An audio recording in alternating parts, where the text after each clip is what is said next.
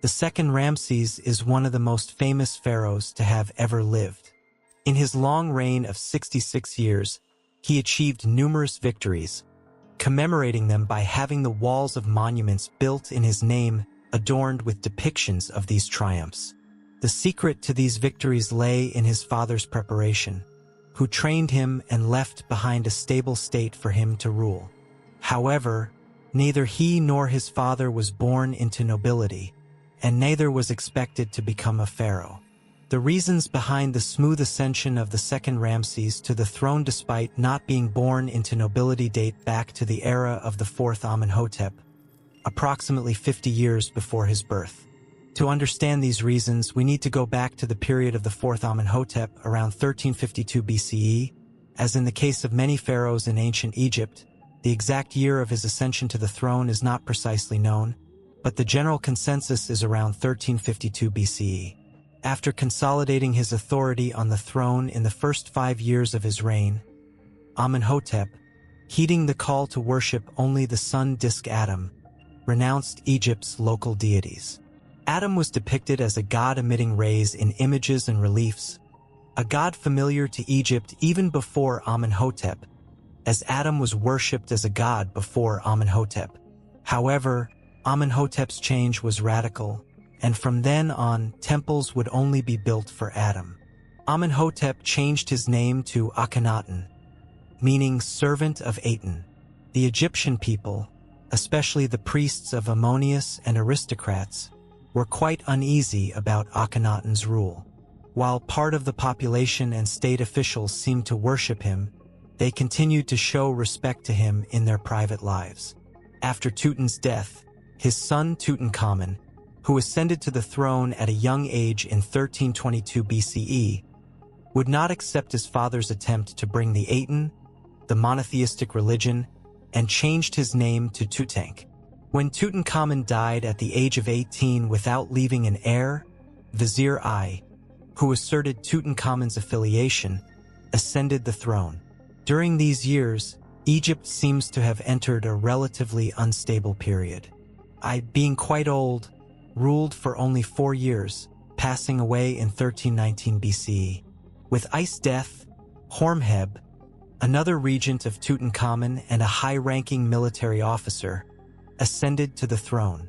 After becoming the pharaoh, Horemheb removed Akhenaten's name from the royal lists and had his tomb destroyed.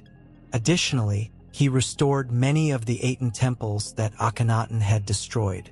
However, the long-standing dynasty noble problem had yet to be resolved as Horemheb had no heir.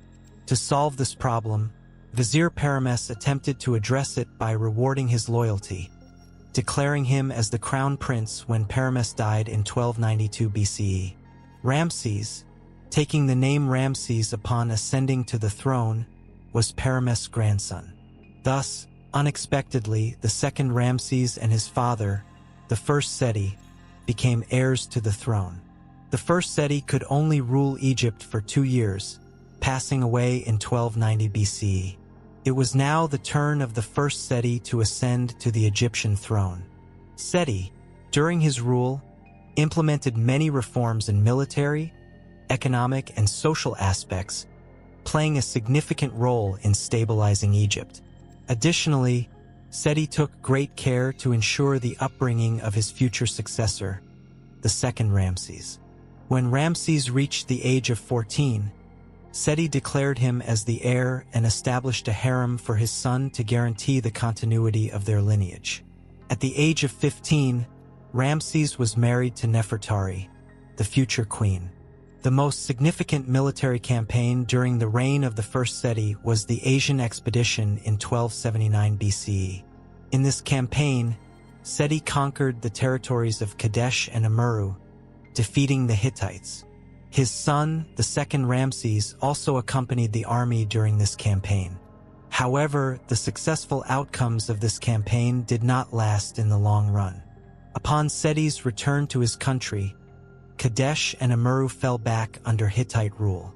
Seti passed away the same year, and his son Ramses ascended to the throne. Now, the most powerful figure in Egypt was Ramses. At the age of 24, Ramses took the throne as a young and experienced pharaoh in military affairs. His first challenge in the first year of his reign was the Chariot pirates, who caused significant damage to Egyptian trade. The exact location of the Chariot people is not known, but researchers believe they likely lived in southwestern Anatolia or on the island of Sardinia. Moreover, Egyptian sources mention them as allies of the Hittites. These pirates seized trade ships coming to Egypt and plundered the country's coastline, causing great harm to the economy. In his second year of reign, in 1277 BCE, Ramses placed a small trade fleet in the waters of the Nile to trap these pirates. When the sea pirates attacked to capture Ramses' hidden warships, the trap set by Ramses came into play.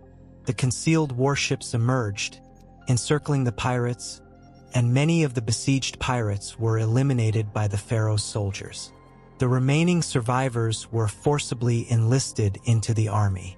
In this way, the second Ramses not only solved the pirate problem damaging the Egyptian economy but also incorporated some of them into his army. This success achieved in the second year of his reign was a sign that he would be successful in the continuation of his rule. Ramses seemed to have resolved regional issues. Now it was time to turn to more challenging objectives: to replicate his father's successes and reclaim the lost territories in Asia. To achieve this, he began preparing for an Asian campaign. Thebes, which was the capital of Egypt at that time, was located in the south of the country. However, to organize new campaigns and acquire the lands to be won here, a capital close to Asia was needed. For this purpose, Ramses moved the capital of the country to the city of Prowess, which he had built on the banks of the Pelusia branch of the Nile. Prowess meant Ramses' home or Ramses' city. This city would remain one of Egypt's most important cities until it was abandoned around 1060 BCE, when the Pelusia branch of the Nile became silted up, depriving the city of its water source. In the fourth year of his reign, in 1275 BCE, Ramses completed his preparations and set out on his first Asian campaign. Firstly, he defeated Pharaoh King Muwatalli, who had taken over Canaan and its kingdom, thereby connecting Amurru to Egypt. Thus, Ramses reclaimed all the lands his father had conquered, except for his brother. However, Ramses was not content with this. His intention was to embark on another campaign to conquer his brother and beyond, expanding Egypt's sphere of influence. To achieve this goal, the following year, in 1274 BCE, he set out on his second Asian campaign. The Egyptian army was divided into 4 divisions, each consisting of 4,000 infantry and 500 chariots. Second Ramses led the Ammonius division at the forefront, followed by the Rahata and Set divisions. As the Egyptian army approached Kadesh, the Hittite army was also advancing from north to south toward Kadesh as a whole. The Hittite army consisted of approximately 15,000 infantry and around 10,000 chariots. During that period, chariots played a crucial role in determining the course of the battle, and they were highly valued in the Hittite army as well. These chariots were pulled by 2 horses, and the soldiers on the chariot used long spears and arrows to hunt down the enemy from a distance. Additionally, chariots were used to charge and break the enemy infantry lines. Egyptian chariots were light, typically with 2 soldiers in the rear section of the chariot. Hittite chariots, on the other hand, were heavier and had 3 soldiers in the rear section. Thus, while 1 soldier in the chariot managed the horses, the remaining 2 provided an advantage against the enemy by shooting arrows or using spears. In May of 1274 BCE, Ramses set up camp in Kadesh, located southwest of present-day Hama. When the morning came, he dismantled the camp and, crossing the west bank of the Orontes River, began advancing north towards Kadesh with his army. Meanwhile, the vanguard units of his army had captured 2 Shesu Bedouins and presented them to the pharaoh to obtain information. These 2 Bedouins initially refused to answer the pharaoh's questions, but as a result of the torture inflicted by the pharaoh's soldiers, they were forced to confess that the army of the Hittite king II Muwatalli was in Aleppo. This was good news for the Egyptians because they had arrived early and would be able to choose the battlefield themselves. Ramses selected a suitable location just west of the brother city to establish his headquarters. His goal was to wait for the Ra and set divisions coming from behind and then capture his brother before the arrival of the Hittite army. After placing his army in the field, he assigned scouts to different areas to explore the terrain. These scouts eventually captured 2 severe spies near the camp. Even under torture, these spies had provided false information. Ramses sent his ears to the Ra and set divisions to order them to hasten. The pharaoh also sent a message to the Neri division in the north. Since the Neri division is not well documented in Egyptian sources, the purpose of their presence in the north is unknown, but the general consensus is that they were paid Canaanite mercenaries loyal to Egypt. Upon learning that the pharaoh needed help, the Ra division quickly crossed the Orontes River and began to advance towards Ramses' camp, i.e., the section where the Ammonius division was located. Meanwhile, Hittite king II Muwatalli had sent a unit of 500 chariots southward to determine the location and size of the Egyptian army. This reconnaissance unit encountered the Ra division advancing west of the Orontes River. Initially, the Hittite forces took the initiative to attack the Ra division here to prevent their union with the Ammon Lake. The Egyptian chariots were largely destroyed by the Hittite soldiers before they could even take a proper position. Some of the surviving chariots began to flee towards the Ammon camp. The Egyptian infantry, left defenseless as the chariots fled, were almost entirely slaughtered until the last man. The Egyptian chariots fleeing from the Hittites had just reached the camp when the Egyptian soldiers noticed a dust cloud advancing to the west of their camp. Hittite chariots had begun to position themselves west of the Ammon camp. In haste, II Ramses tried to deploy his soldiers to the west of the camp. The Hittites, however, attacked the enemy camp without waiting, aiming to prevent the Egyptians from taking positions. Unable to withstand the assault of the heavy Hittite chariots, the Egyptian infantry began to disperse from the beginning, and after fighting for a while, they withdrew towards the inner parts of the camp. However, as the Hittite soldiers advanced, the interior of the camp was captured, limiting the maneuverability of the chariots. Additionally, many Hittite soldiers, thinking the battle was won, dismounted from their chariots and became eager to collect spoils. It was at this moment, when the Hittite soldiers were distracted by the attack, that the Egyptians gathered their will and launched a counterattack against the Hittite soldiers. As the Hittite war chariots, unable to move effectively in the confined space, started losing their soldiers one by one, II Ramses was praying to Ammon in the center of the camp. After finishing his prayer, he, along with the remaining war chariots from the reserve unit and the Ra unit, went out of the camp. He flanked the Hittite soldiers to the west and, after taking positions, the charging Egyptian war chariots unleashed a heavy rain of arrows on the Hittite soldiers. Between the arrow shower and the Egyptian infantry, the Hittite soldiers caught in the middle fell one by one, and the cabins of the war chariots emptied one by one.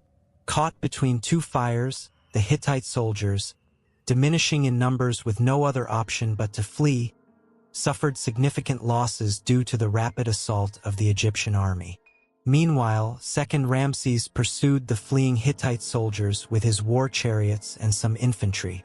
At this moment, Muwatalli, who was observing the battle from beyond the Asi River in the east, saw that the Ammon camp was vulnerable. This was an opportunity for the Hittite army, but Muwatalli knew that it would take his infantry a long time to cross the Asi River and reach the enemy line.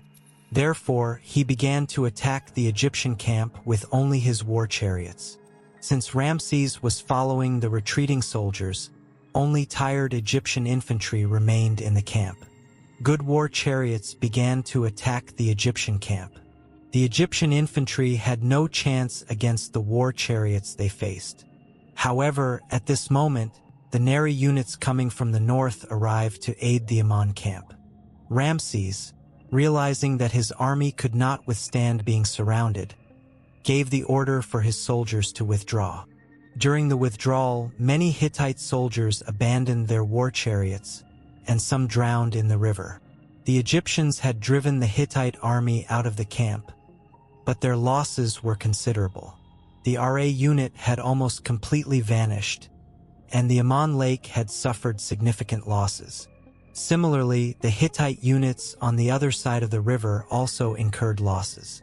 However, the losses of the Hittite army were mainly in terms of war chariots, and they still had 15,000 infantry and several thousand war chariots. The balance between the two sides could change at any moment. The Pita unit of the Egyptian army had not yet reached the battlefield, and the Set unit continued to advance, unaware of the situation. The number of Egyptian soldiers had significantly decreased, and without the arrival of other units, they had no chance of attacking the Hittites. The Hittite king could attack the Egyptian army without waiting for the other units to join, but both sides hesitated to make a move. Ramses, thinking it was challenging to defeat the Hittites, withdrew with his soldiers to the south. The Hittites, on the other hand, hesitated to attack the Egyptian army and maintained their positions. Both leaders claimed victory when they returned to their countries. The failure of the Egyptian army, which set out to capture Ramses' brother, indicates that the Hittites were the victorious side in the war. Additionally, as Ramses returned to his country, he had conquered the Hiv and Amurru provinces that followed him. However, it is evident that the Egyptian sphere of influence contracted as a result of the campaign, suggesting that the Hittites were the winning side in the war. The Hittites had incited the princes in the Canaan region to rebel against the pharaoh. In an effort to resolve this issue, Ramses embarked on his Third Asian campaign in 1272 BCE, corresponding to the 7th year of his reign.